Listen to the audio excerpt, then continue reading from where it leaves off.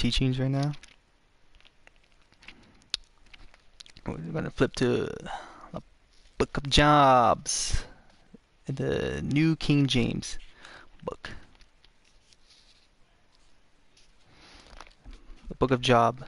Job is prepared the earliest book of the Bible set in the period of the patriarchs. Abraham, Isaac, Jacob, and Joseph. It tells the story of a man who loses everything, his wealth, his family, his health, and wrestles with the question, why? The book begins with a heavenly debate between God and Satan, moves through three circles of earthly debates between Job and his friends, and concludes with a dramatic divine diagnosis of Job's problem. In the end, Job acknowledged the sovereignty of God in his life and receives back more than he had before his trials. Eob is the Hebrew title of this book, and the name has two possible meanings. If derived from the Hebrew word for persecution, it means persecuted one. It is more likely that it comes from the Arabic word meaning to come back or repent. If so, it may be defined repent one. Both meaning apply to the book. The Greek title is Ab, and the Latin title is Ob. I think I am pronouncing those. I could be wrong. If I'm wrong, drop that in the comment section how to pronounce it. Chapter 1. There was a man in the land of Uz, I think that's how I'm saying, whose name was Job. And the man was perfect and upright, and the one that feared God and shewed evil. And there were born upon him 7 sons and 3 daughters. His substance also has 7,000 sheep and 3,000 camels and 500 yokes of ox and 500 she-asses, and a very great household, so that his man was the greatest of all the men of the east. And his sons went and feasted in their houses, every one his day, and sent and called for their 3 sisters to eat and drink with them. And it was so, when the days of their feasting were gone about, that Job sent and sanctified them, and rose up early in the morning, and offered burnt offerings according to the number of them all. For Job said, it may be that my sons have sinned and cursed God in their hearts. Thus did Job continually. It may be that my sons have sinned and cursed God in their hearts. Thus did Job continually. Now there was a day when the sons of God came to present themselves before the Lord, and Satan came also along with them.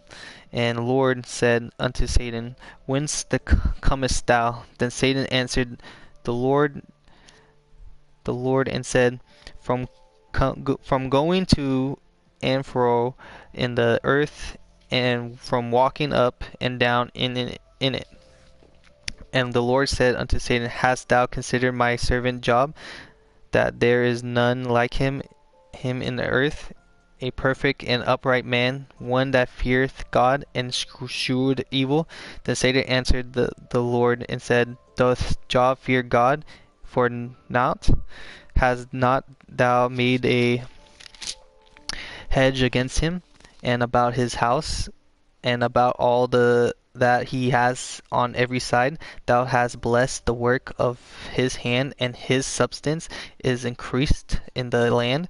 But put forth thine hand now, and touch all that he has, and he will curse thee to thy face. And the Lord said unto Satan, behold, all that he has is in thy power, only upon himself put not forth thine hand. So Satan went forth from the presence of the Lord. And there was a day when his sons and his daughters were eating and drinking wine in their eldest brother's house. And there came a messenger unto Job, and said, the ox were plowing and the asses feeding beside them, and the Sabines fell upon them and took them away.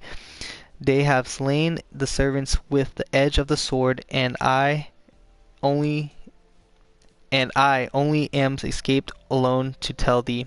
While he was yet speaking, there came also another and said, the fire of God is fallen from heaven and has burned up the sheep and the servants and consumed them, and I only am escaped alone to tell thee.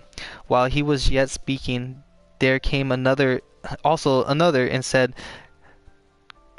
Chaldeans made out 3 brands and fell upon the camels and have carried them away, and slain the servant with the edge of the sword, and I only escaped alone to tell thee.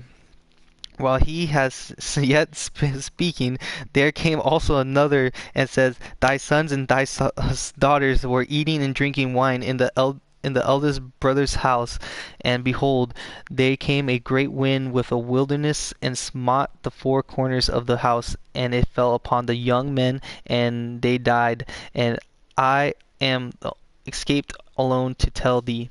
Then Job arose and rented his mantle and shaved his head and fell down upon the ground and worshipped and said, naked came I out of my mother's womb, and naked shall I return hither. Thither the Lord gave, and the Lord has taken away. Blessed be the name of the Lord. In all this Job sinned not, nor charged God's foolishness. Chapter 2. Again, there was a day when the sons of God came presenting themselves before the Lord, and Satan came also among them to present himself before the Lord. And the Lord said unto Satan, from whence comest thou?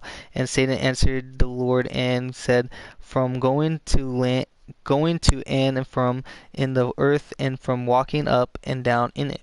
And the Lord said unto Satan, hast thou considered my servant Job, that there is none like him in the earth, a perfect and upright man, one that feareth God and escheweth evil, and still he holdeth fast his integrity, although thou movest me against him, to destroy him without cause? And Satan answered the Lord and said, skin for skin, all that a man has will he give for his life. But put forth thine hand now, and touch his bones and his flesh, and he will curse thee to thy face. And the Lord said unto Satan, behold, he is thine hand, but save his life. So went Satan forth from the presence of the Lord, and smote Job with sore boils from the sole of his feet until his crown. And he took him a potsherd to scrape himself withal, and he sat down among the ashes. Then he said his wife unto him, dost thou still retain thine integrity? Curse God and die. But he said unto her, thou speakest as one of the foolish women speaketh. So what shall we receive good at the hand of God, and shall we not receive evil? In all this did not Job sin with his lips. Now when Job's 3 friends heard of all the evil that came upon him, they came every one from his own place.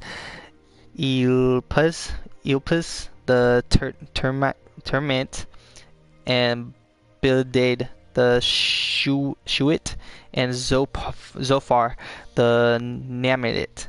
For they had made an appointment together to come to mourn with him, to comfort him. And when they lifted up their eyes afar off, and knew him not, they lifted up their voice and wept, and they rented every one his mantle, and sparkled dust upon their heads towards the heaven. So they sat down with him upon the ground 7 days and 7 nights, and none spoke a word unto him, for they saw that his grief was very great. Chapter 3. After this this opened Job his mouth. Wait, after this opened Job his mouth and cursed his day. And Job spoke and said, "Let the day perish wherein I was born, and the night in which it was said, There is a man child conceived. Let that day be darkness. Let not God regard it from above, neither let the light shine upon it. Let darkness and the shadow of death stain it. Let a cloud dwell upon it. Let the blackness of the day terrify it. As for the night, let darkness seize upon it. Let it not be joined unto the days of the year. Let it not come into the number of the months. Lo, let the night be solitary. Let no joyful voice come tearing. Let them curse it that curse the day, who are ready to raise up their morning. Let the stars of the twilight therefore be dark. Let it look for light, but have none. Neither let it see the dawn of the day, because it shut not up the door of my mother's womb, nor hid sorrow from my eyes. Why died I not from the womb? Why did I not give up the ghost when I came out of the belly? Why did the knees prevent me? Why the beasts that I should suck? From now breasts that I should suck. For now should I have lain still and been quiet. I should have been slept. I should have slept. Then had I been at rest with kings and counselors of the earth, which built desolate places for themselves, or the princes had gold, who filled their houses with silver, or as hidden untamely birth, I had not been as infant, which never saw light. There the wicked cease from troubling, and there the weary be at rest. There the prisoners rest together. They hear not a voice of the oppressor. The small and the great are there, and the servant is free from his master. Wherefore is light given to him that is the misery and life unto the bitter in soul, which long for death, but it cometh not, and dig for it more than for hide treasures, which rejoice exceedingly and are glad when they find the grave. Why is light given to the man whose hand is hid, and whom God hath hedged in? For my singing cometh before I eat, and my roarings are pouring out like the waters. For the thing which I greatly feared is come upon me, and that which I was afraid of is coming unto me. I was not in safety, neither had I rest, neither was I quiet, yet trouble came. Whew. Powerful, man. Powerful. Chapter 4. Then Eliphaz the Temanite answered and said, If we essay to commune with thee, wilt thou be grieved? But who can withhold himself from speaking? Behold, thou hast instructed many, and thou hast strengthened the weakened hands. Thy words have upholded him that was falling, and thou hast strengthened the feeble knees. But now it is come upon thee, and thou faintest, it toucheth thee, and thou art troubled. Is not this thy fear, thy confidence, thy hope, and the uprightness of thy ways? Remember, I pray thee, whoever perish being innocent, or where the righteous cut off. Even as I seen they that plow iniquity, the soul wickedness reap the same.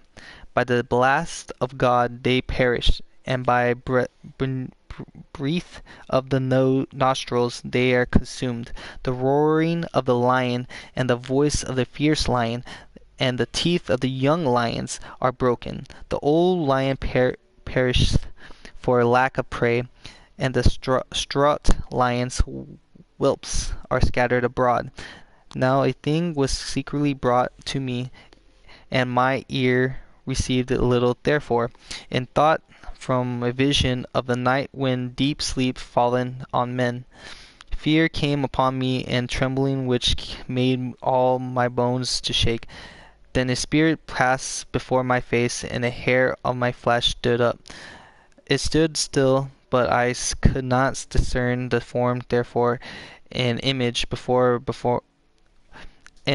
was before my eyes. There was silence, and I heard a voice saying, "Shall mortal man be more just than God? Shall a man be more pure than his Maker?